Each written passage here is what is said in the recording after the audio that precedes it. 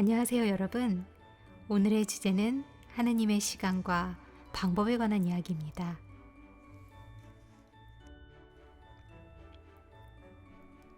하나님의 시간과 방법이 정말 있을까요?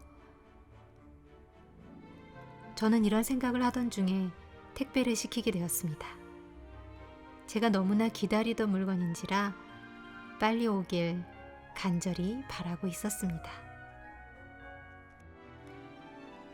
그런데 중간에 일이 생겨서 배송 시간이 뒤로 미뤄졌습니다. 심지어 언제 도착할지도 정확히 알 수 없는 상황이 되었습니다. 그래서 무언가를 기다리는 건 정말 힘들다고 생각했습니다. 그러다가 기분이 몹시 안 좋았던 날에 그 물건이 도착했습니다. 기대한 날은 아니었지만 기대하던 날에 받은 것보다 훨씬 더 서프라이즈 선물을 받은 듯 기분이 좋았습니다.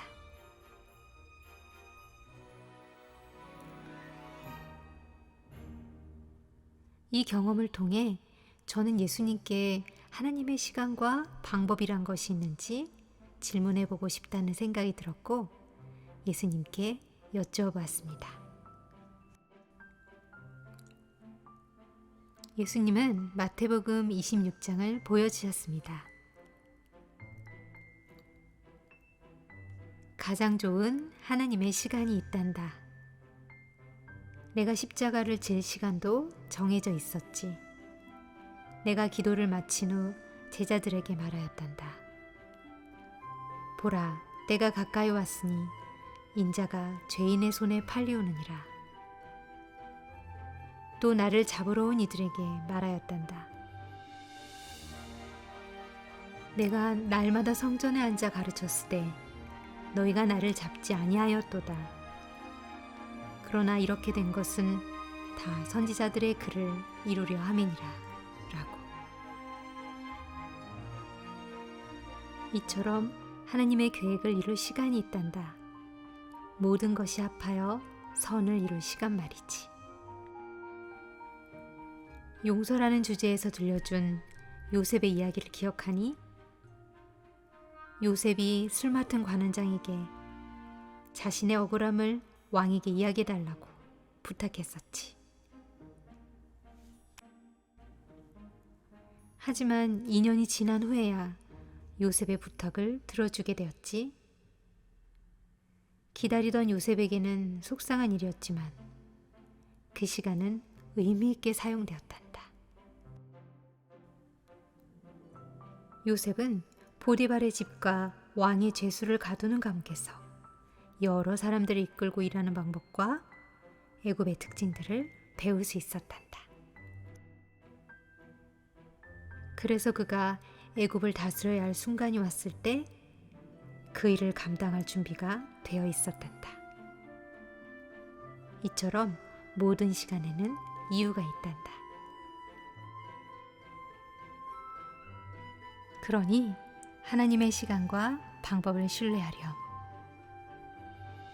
어떤 일에 대하여 너희들이 할 일을 나에게 물으면 너희가 할 일을 가르쳐 줄 거란다. 어떤 경우에는 기도하면서 너희가 해야 할 일이 있단다.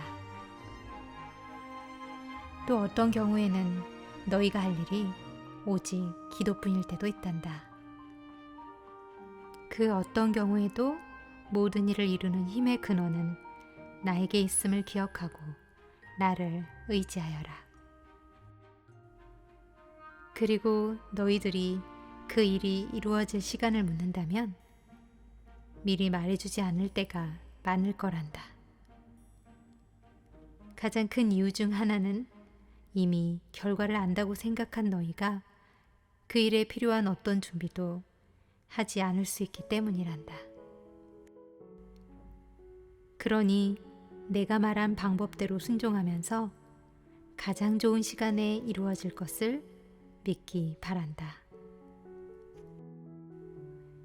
너희들이 기다릴 때 초조해지고 의심이 들 때가 있음을 안단다. 그러므로 믿음으로 평안함 중에 기다릴 수 있도록 기도하여라.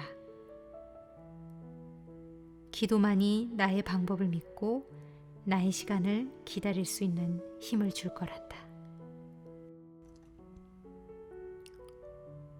여러분, 예수님은 저희에게 가장 좋은 것으로 주시겠다고 말씀하셨습니다. 그러니 가장 좋은 것을 주실 하나님의 방법과 시간을 믿어보아요. 저희의 힘으로는 마음에 스며드는 의심과 조바심을 이길 수 없다고 말씀하셨어요. 그러니 평안함 중에 여유 있게 기다릴 수 있도록 예수님께 기도해 보아요. 누군가 이런 문구를 적어 놓은 것을 기억합니다. 기다리는 법을 배운 사람은 행복하다. 오늘도 믿음으로 평안한 하루 되시길 기도드리겠습니다. 청취해 주셔서 감사합니다.